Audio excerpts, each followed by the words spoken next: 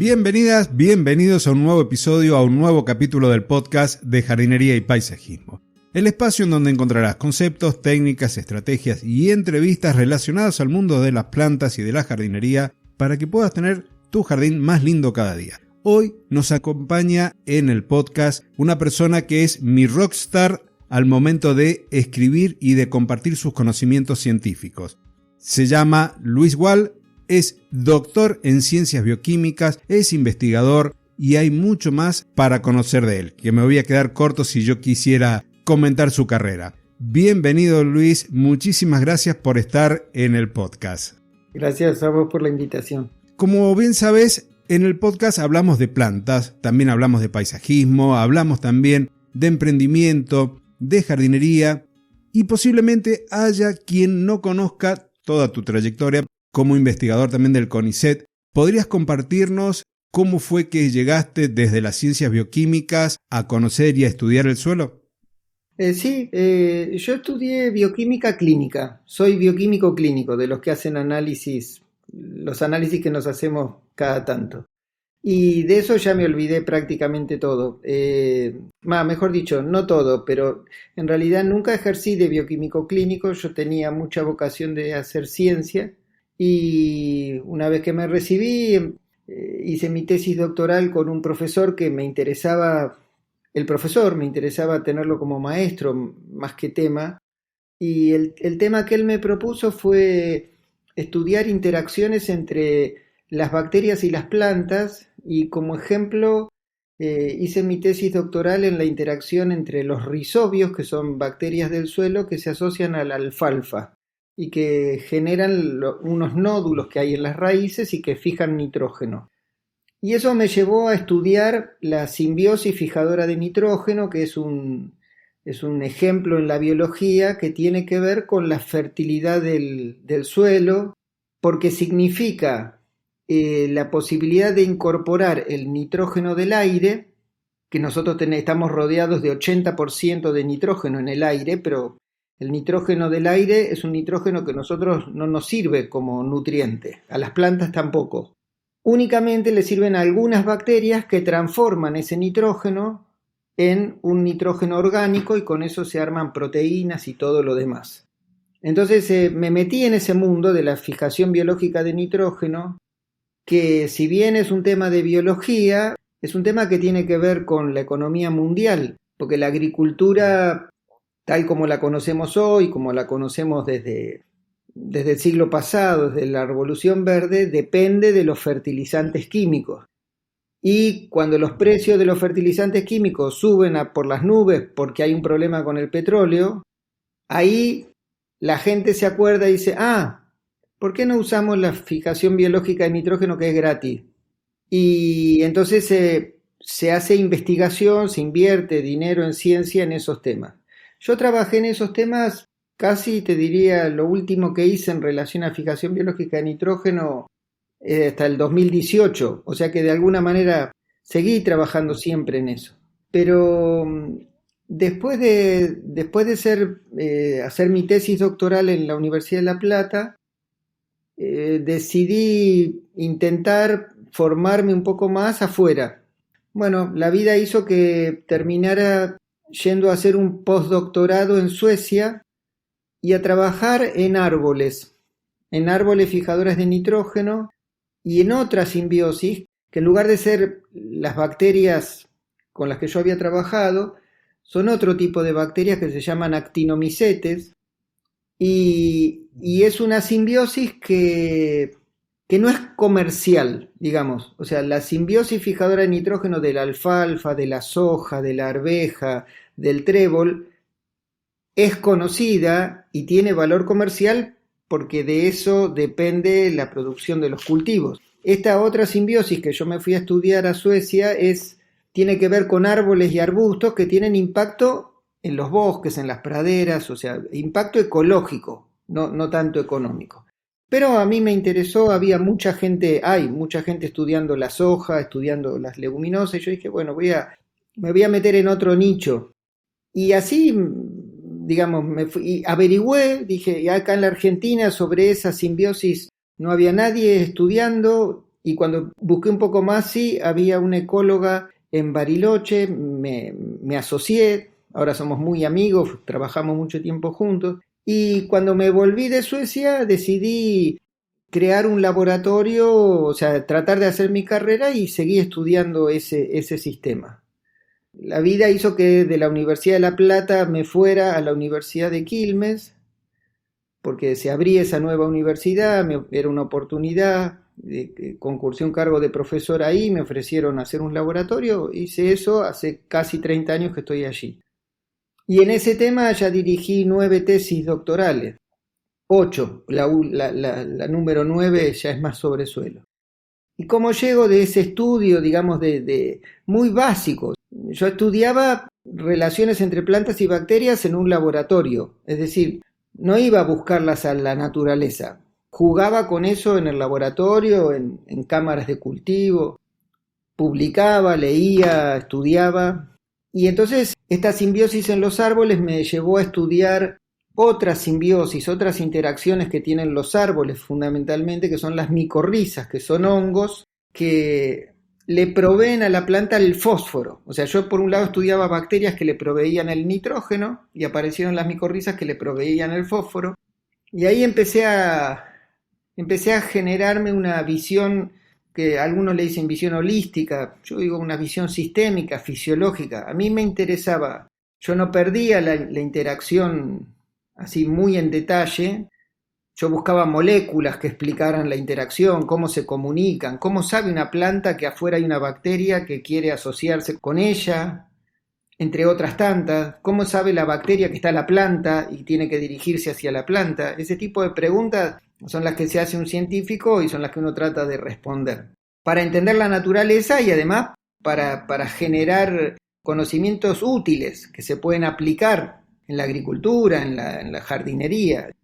Y con eso fui ampliando mi lugar de estudio y empecé a incorporar otros tipos de bacterias y hacer este juego entre las interacciones y las plantas y las bacterias más complejo, pero siempre dentro del laboratorio. Y para los principios de este siglo, en el año 2000, 2002, 2000, los primeros 2000, me empezaba a resultar difícil conseguir financiación para estudiar, o sea, subsidios científicos, plata para hacer ciencia, en los temas estos de los árboles que yo venía estudiando, porque no eran tan comerciales.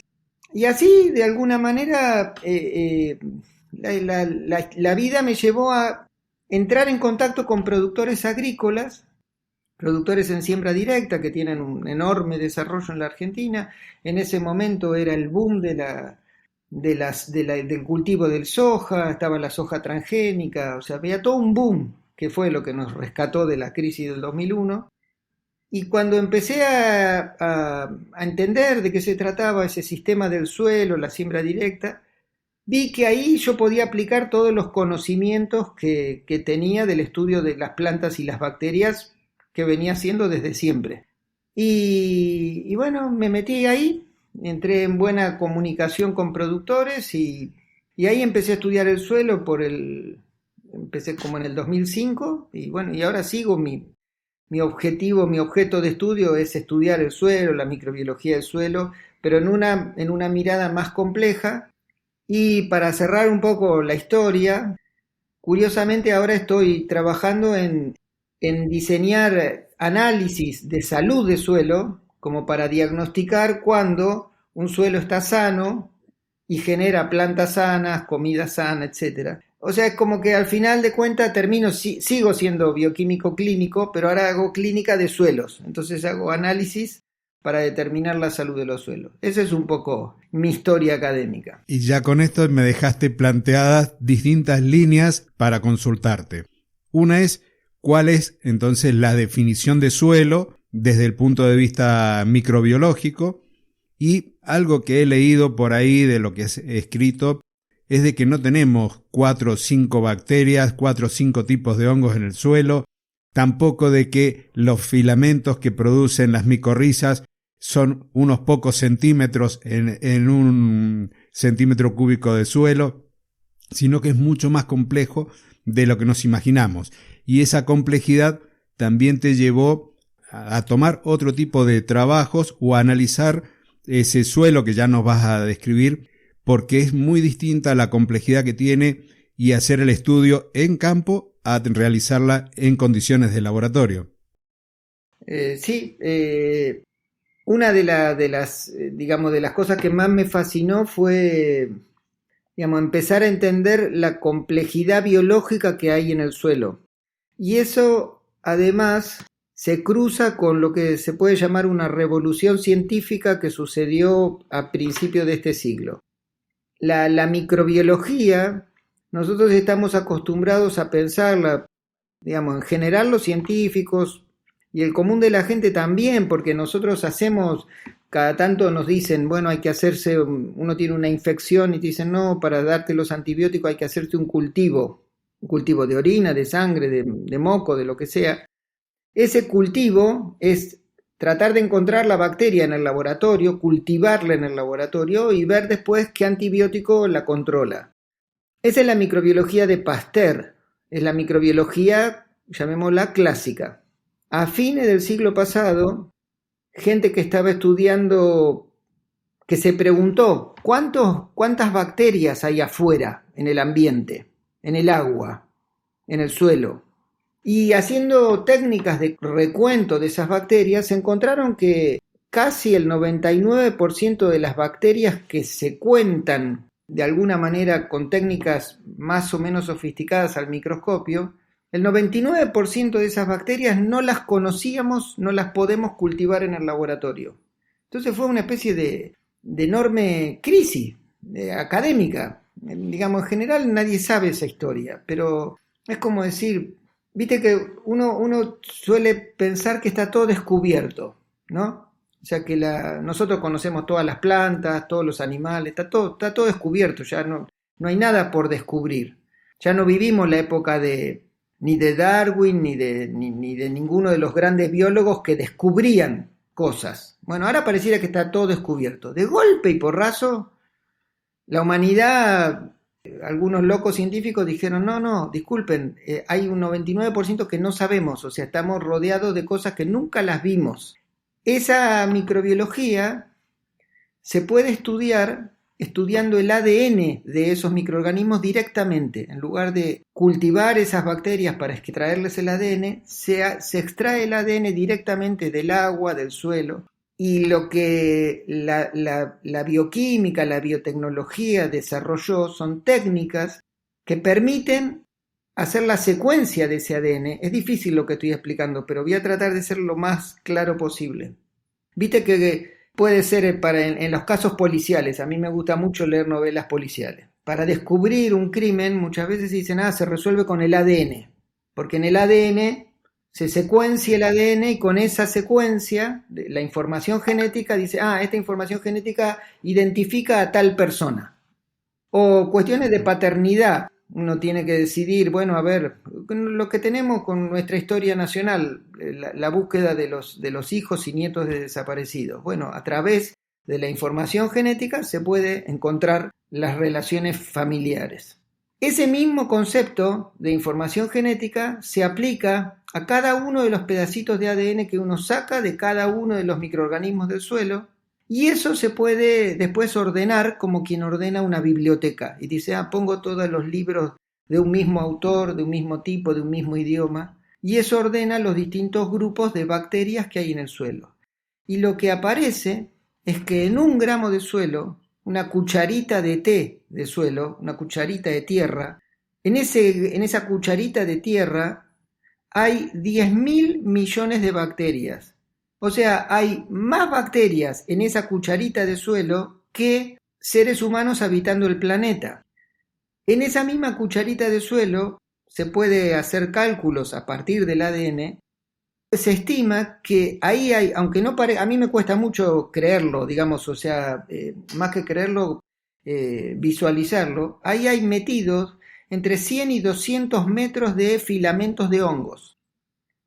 Y no son todos los hongos iguales, no son todas las bacterias iguales, hay miles de bacterias de distinto tipo, miles de hongos de distintos tipos, Y entonces uno se pregunta, bueno, ¿y qué están haciendo ahí?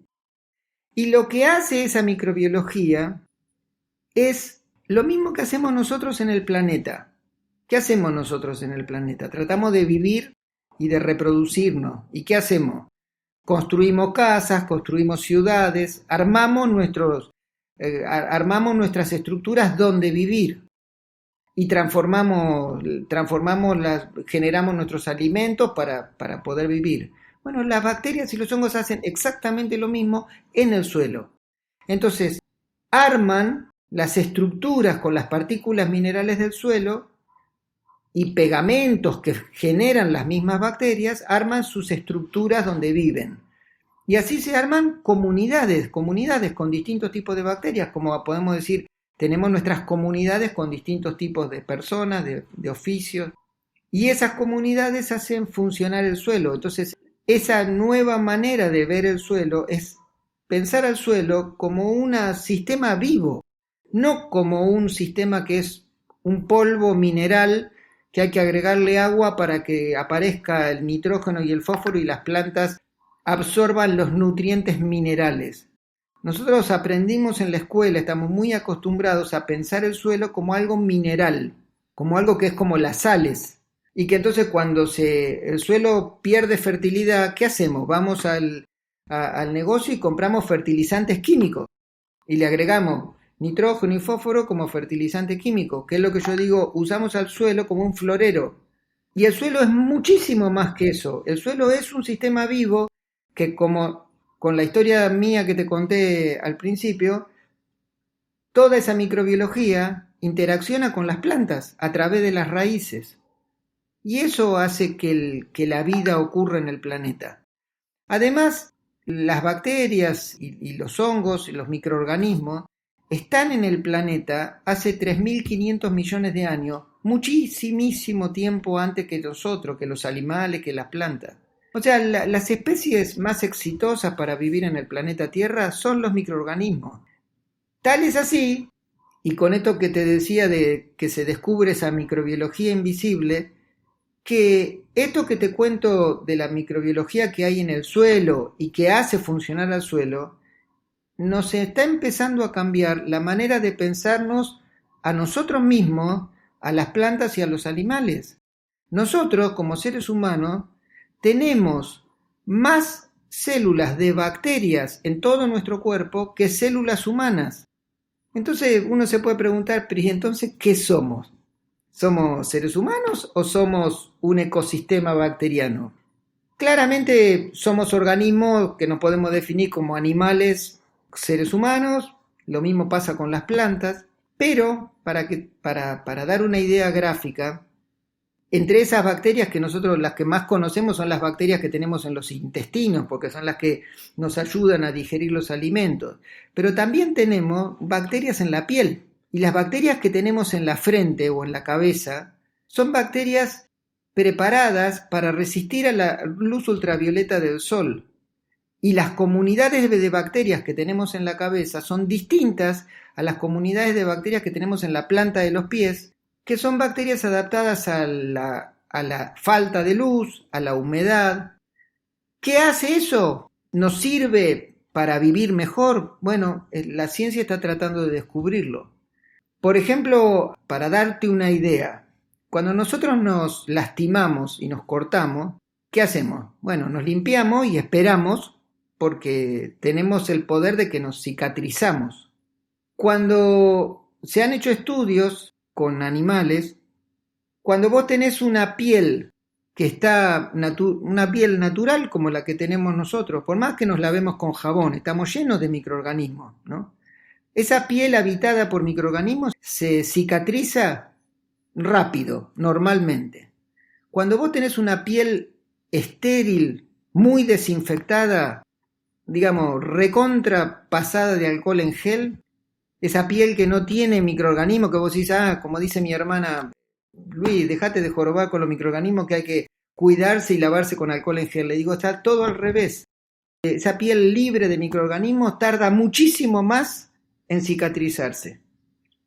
¿Cómo funcionan los microorganismos para ayudar en nuestra cicatrización? No sabemos. No sabemos, recién estamos empezando a entender. Cosas más locas, si querés. Enfermedades o conductas que son de tipo neurológica, como pueden ser los síndromes autistas, o sea, personas, chicos que tienen problemas de comunicación. Cuestiones de comportamiento.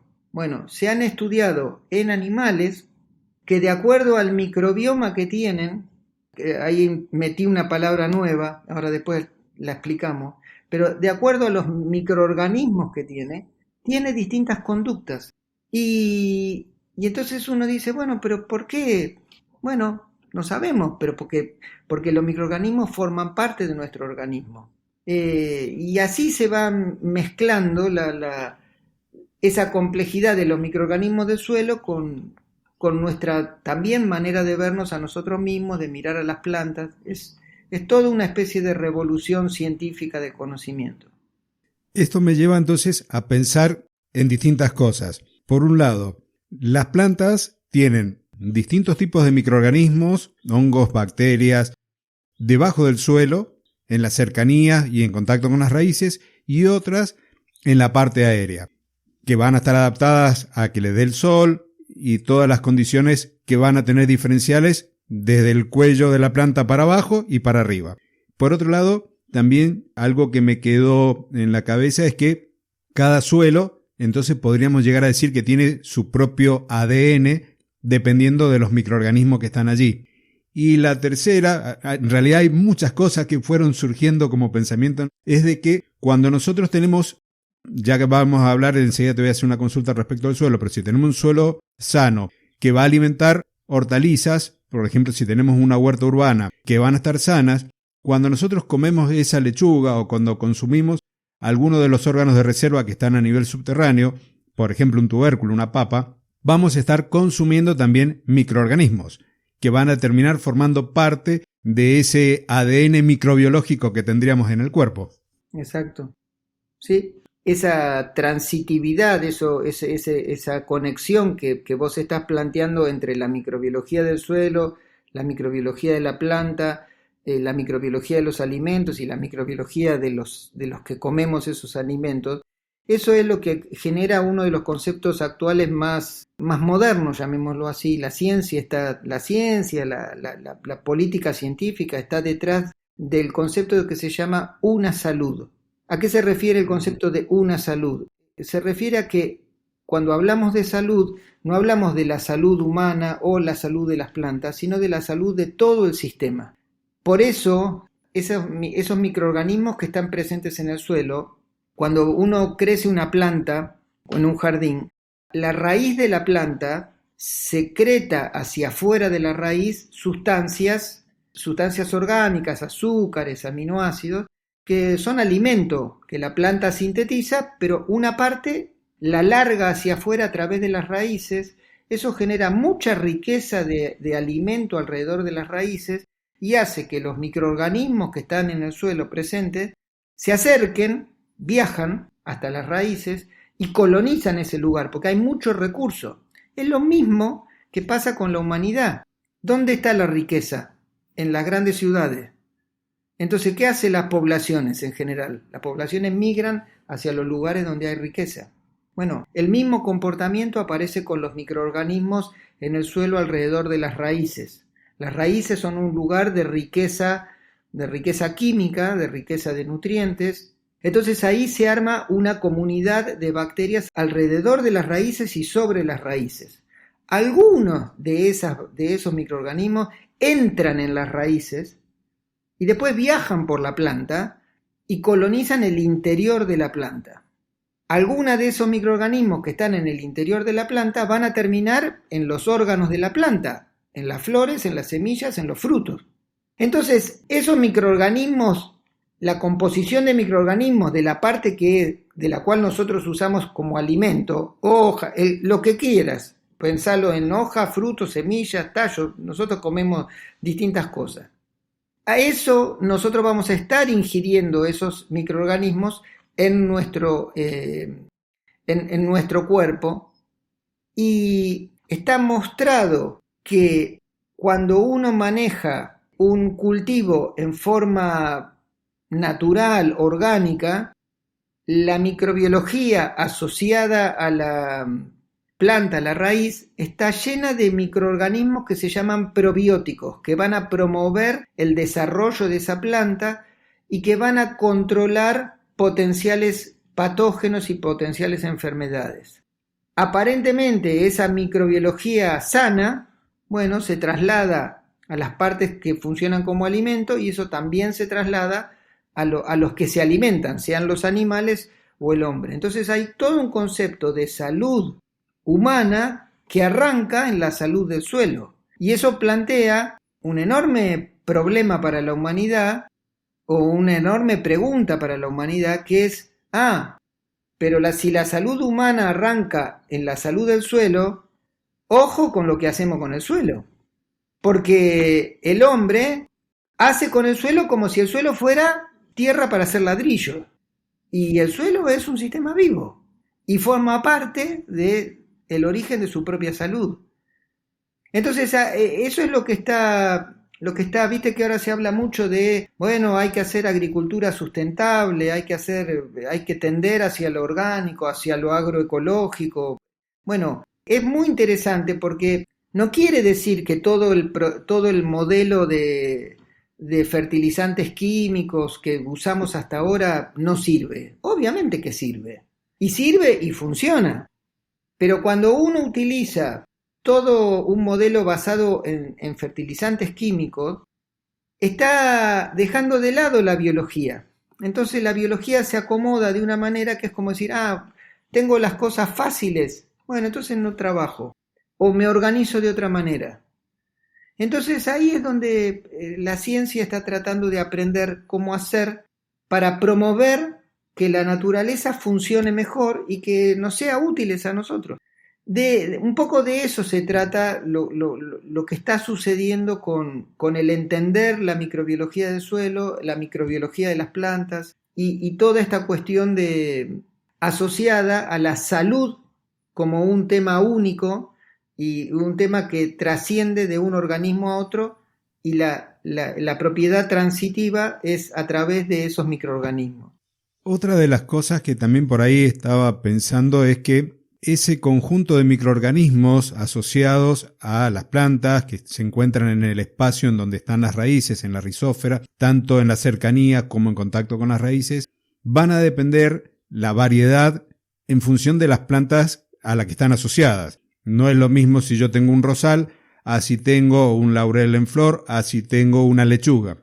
E incluso van a participar también, así como las plantas, en la fijación del carbono que contribuye al efecto invernadero y también a ir capturando y fijando otros gases que también tienen un impacto en el medio ambiente. Entonces, si nosotros comenzamos a juntar distintos tipos de plantas, aquellas que se llevan bien, vamos a decirlo de esa forma, estamos promoviendo también a la vida en el suelo, a esos microorganismos. Por otro lado, si yo termino sacando las plantas del suelo, no tengo quien les produce el alimento a los microorganismos y el suelo se nos termina muriendo. Entonces esas prácticas de dejar el terreno totalmente descubierto, descansando del cultivo, en realidad lo que estamos haciendo es perjudicándolo desde el punto de vista microbiológico. Y entonces podríamos decir que tenemos buenos tratos y malos tratos a nuestro suelo. Y sí, hay un poco de eso. Incluso, mira, yo lo voy a hablar yo como te contaba un poco en mi historia, mi relación con el suelo tiene que ver con suelos agrícolas, no con suelos de jardines. Pero a veces vuelvo con la misma mirada sobre los jardines, sobre mi propio jardín. En mi casa tengo la suerte de tener un jardín. A veces puede estar tan metido en las cosas que estudio, eso al jardín no le doy ni 5 de bolilla. Y entonces lo que sucede es que en el jardín el pasto crece y alguien viene y me dice, che, si no cortas el pasto te va a tapar el pasto. Las veces que he mantenido el pasto muy cortadito, muy prolijo, dependo mucho más de estar regando. Cuando no corto el pasto, el jardín se mantiene vivo, más independiente del riego que yo le pueda hacer. ¿Por qué? Porque el sistema funciona regulando todos los ciclos de la naturaleza, el ciclo del agua, el ciclo del carbono, del nitrógeno, del fósforo. Y cuando yo dejo de cortar el pasto, las plantas crecen más, se ven mal, digamos, estéticamente el jardín pasa a ser un jardín de tipo inglés, lo que se llama jardín inglés, y deja de ser un jardín francés que es todo muy cuidadito, todo muy cortadito, ¿no? Es un poco ese esquema, no sé por qué le pondremos inglés y francés, pero sé que se los llama así. Y lo que en realidad está sucediendo es lo que vos acabás de decir. Cuando uno deja que las plantas crezcan, no solo crecieron arriba, que es lo que nosotros vemos, sino que eso está generando alimentos para el suelo. Y la planta está continuamente alimentando el suelo. Entonces el suelo está, vamos a ponerlo en estos términos, hacemos crecer el suelo. El suelo crece porque crecen los microorganismos, crece su estructura, se hace más profundo. Uno lo ve. Mira, yo tengo una experiencia ahora personal reciente en una casa en la costa, ¿no? Donde en un jardín, digamos, la costa de la provincia de Buenos Aires es arena. Los suelos ahí son suelos muy arenosos, estás cerca del médano. Y vos decís, ¿cómo hago esto? ¿Pongo tierra? Bueno, uno puede poner, yo ahí hice un ensayo casi pensando en este mismo ejemplo, o sea, había en esa casa que estoy habitando, habían puesto paneles de pasto, puesto ciertas plantas. Por supuesto hubo que regar para que eso sucediera, pero después de un tiempo, en algún momento, eso arrancó a generar distintos pastos, distintas malezas. En los jardines vecinos que se la pasan pasando la bordeadora para cortar el pasto, ese suelo, 2x3 se ve como pura arena. En el que yo dejé de cortar el pasto, lo que hice fue construir suelo. Y hoy tengo una capita, si bien es finita, ese suelo empezó a ponerse marrón, empezó a ponerse negro. ¿Por qué? Porque empecé a incorporar materia orgánica, no la incorporé yo, la incorporaron las plantas.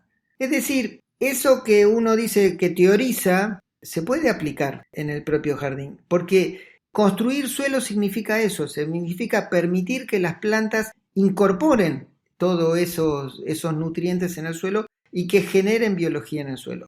Y yo creo que eso es más, como se dice, habilidad tuya y de tus colegas, de los paisajistas, de decir, bueno, ¿cómo hago para dejar rincones que, digamos, combinar la estética con esta funcionalidad? Pero cuando vos tenés estas plantas, es muy común que ustedes que hacen jardinería, que descalcen una planta.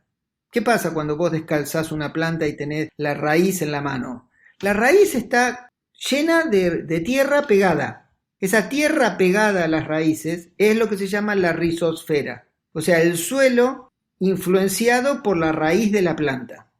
Ese suelo que uno, por más que agite, sigue estando muy pegado. Ese suelo es el suelo más rico en los microorganismos buenos para las plantas. Entonces ahí tenés una manera de decir, acá tengo microorganismos que los puedo sacar y los pongo en un lugar, en plantas, en lugares donde tenga poca fertilidad. A mí me interesa difundir estas ideas o estos conceptos porque creo que después cada uno los pone en práctica. Es cierto, en el laboratorio cultivamos todo para tener las bacterias puras, separadas una de otra. Bueno, pero también se puede trabajar con el conjunto de bacterias y de microorganismos usando el suelo. Y no es lo mismo un suelo de un pedazo de suelo descubierto, desnudo, como decís vos, sin planta, a un suelo debajo de una planta y debajo de una planta sana. Porque esa microbiología protege a la planta de las enfermedades. Y ese juego de los microorganismos entre atacarse unos a otros, bueno, en algunos casos ganan los buenos, en otros casos ganan los malos y se te enferma la planta. Eso funciona y es curioso porque las plantas se enferman cuando las plantas se estresan. Es lo mismo que nos pasa a nosotros. Es difícil que vos encuentres plantas enfermas en un bosque o en una pradera natural. Es bastante raro. En cambio, en un cultivo, en un jardín, es bastante común que se encuentren plantas enfermas. ¿Por qué? Y porque estamos usando las plantas en una forma en que las plantas las estamos estresando, porque las estamos poniendo en condiciones que no son las naturales. Bueno, manejar eso en manejar la biología del sistema. Me fui por las ramas porque me subí al árbol. No, pero son las ramas que nos gustan acá dentro de la jardinería porque te lleva a los conceptos prácticos. Por ahí yo tengo sectores en donde hay mucha sombra producto de algunos arbustos, entonces como no se desarrollan vegetales debajo, aprovecho a incorporar restos que salen del mismo jardín como para que empiecen a ser procesados por los microorganismos. Por otro lado, dejo mezcladas entre algunas plantas en la huerta o en el jardín plantas que salen espontáneamente, las famosas ardenses, conocidas como malezas, porque he descubierto, yo soy fanático de los ajíes picantes, he descubierto que cuando a veces dejo, por ejemplo, el yuyo blanco, o también conocido como cenizo, si viene algún fitófago, va a ir a la planta a la que está acostumbrada a comer, a la que es propia de su ambiente, y no me va a ir a la planta de ají. Claro. Lo mismo si me sale ortiga, que en este momento tengo distintos manchones de ortigas en el jardín, las aprovecho y realizo un purín y las termino metiendo con raíz y todo, como para que ese producto que se va a ir formando a través de la fermentación termine también propiciando la multiplicación de los microorganismos que están junto con la planta y dependiendo del grado de fermentación la puedo utilizar como un repelente de insectos, lo puedo utilizar como un abono líquido. Sí, tal cual, exactamente. Y promover el desarrollo de los microorganismos. Y eso es lo que se desprende de aplicar los conocimientos que estás produciendo vos en el laboratorio y en el campo. Entonces, para mí es fantástico que podamos irnos por las ramas hablando de todo este tipo de cosas, porque nos lleva a mirar distinto a las plantas y distinto al suelo, porque si yo tengo una planta que está enferma por estrés, va a llamar, entre comillas, va a llamar a algún insecto, a algún fitófago, que en cierta forma va a tratar de llevarlo en equilibrio. Y cuando nosotros queremos controlar a ese organismo, ya sea algo a nivel de suelo o en la planta, vamos a aplicar productos muy generalistas que vamos a estar afectando tanto a los buenos como a los malos. Sí, es esa historia. Yo, a ver, siempre digo, pongo muchas veces como ejemplo nosotros, cómo nos cuidamos nosotros la salud. Bueno, también cambió el concepto de la salud humana. Antes nosotros tomábamos antibióticos por las dudas, mucho más que ahora. Era más común, uno tenía una pequeña infección y en general los médicos te recetaban antibióticos para matar esa posible infección. Bueno, con el tiempo se descubre que hay otros microorganismos que necesitamos tenerlos bien dispuestos. Entonces el químico, digamos, para eliminar un patógeno, para corregir una situación de enfermedad o de estrés, hay que usarlo, obviamente que hay que usarlo, pero en el momento en el que es necesario. No vamos a dejar de decir, bueno, no, está bien, no voy a usar. Hay gente fanática que piensa esas cosas, pero digamos, si uno dice, bueno, frente a esta situación, el conocimiento, la única herramienta que tengo es utilizar esta droga, este medicamento. Bueno, hay que usarlo porque es la manera de salir del problema. El tema es no abusar de eso. Entonces, el tema pasa un poco por ahí. O sea, yo no digo los agroquímicos son todos malos. No, son herramientas valiosísimas para manejar el sistema. La cuestión es empezar a usarlas con otro criterio, con un criterio de decir, bueno, las tengo que usar cuando no me queda otra, o las tengo que usar antes que el sistema se me desmadre, pero no usarlas preventivamente, porque ahí sí estamos haciendo un lío, ¿entendés?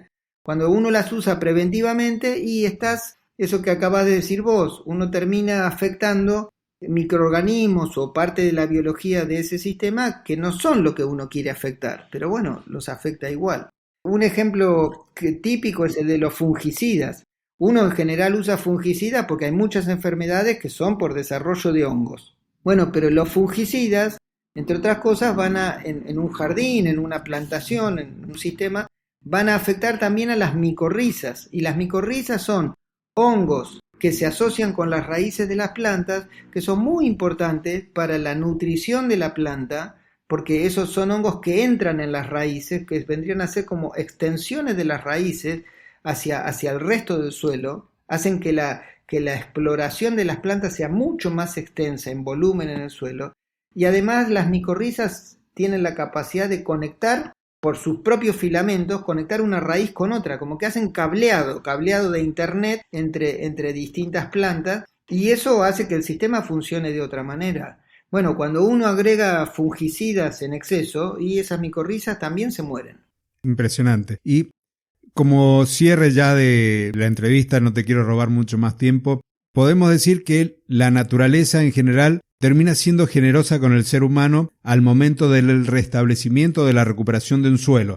Si tenemos un suelo que ha sido cultivado de forma tradicional o un jardín que ha sido mantenido de forma tradicional con agroquímicos, agregando fertilizantes para ir incorporando nutrientes al suelo, si hemos aplicado fungicidas, si hemos aplicado algún herbicida para quitar alguna hierba no deseada, cuando las prácticas se sostienen en el tiempo, la diversidad y la cantidad de microorganismos en el suelo disminuye, en el suelo y sobre las plantas.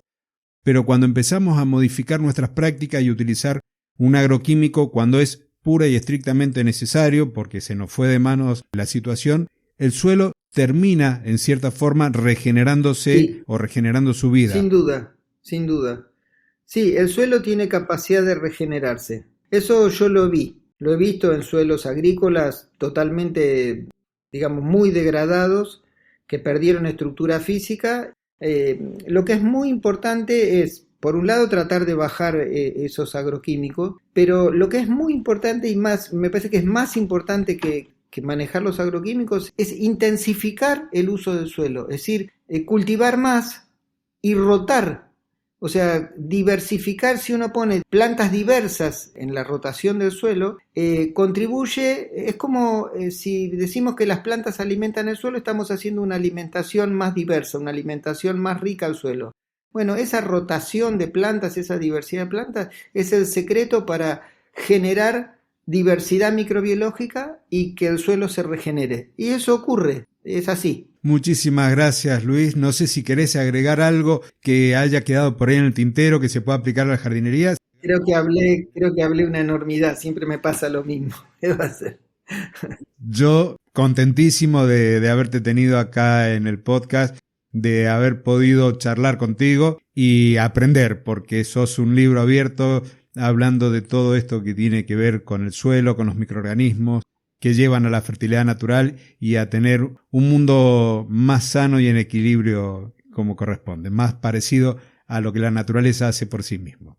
Muchísimas gracias. No sé si querés que dejemos algún lugar de contacto para que aquellas personas puedan comunicarse contigo o si no, que puedan acceder a las publicaciones tuyas. No sé si referenciarlos a la Universidad de Quilmes. Sí, yo tengo... Estoy en las redes, como se dice ahora. Me pueden encontrar en Facebook, estoy como Luis Gual. En Twitter no estoy mucho, pero también estoy, creo que es Luis Gual 59, porque es mi año de nacimiento. Y en Instagram estoy como Luis Gabriel Gual, todo mi nombre junto. Y si no, en la página de la Universidad de Quilmes o en la página del CONICET, si ponen mi nombre, llegan a un perfil. En LinkedIn también estoy con mi nombre. Me pueden encontrar. Nuevamente, muchísimas gracias. Bueno. Ha sido un placer tenerte. Espero que podamos en algún otro momento tener otra charla o conocerte personalmente. Así que muchas gracias, Luis. No, gracias a vos, Claudio. Un placer. Querida audiencia, hemos llegado al final de esta entrevista. Muchas gracias por haber llegado hasta aquí. No te olvides de compartir el episodio si te ha gustado para poder llegar a más amantes de las plantas y de la jardinería.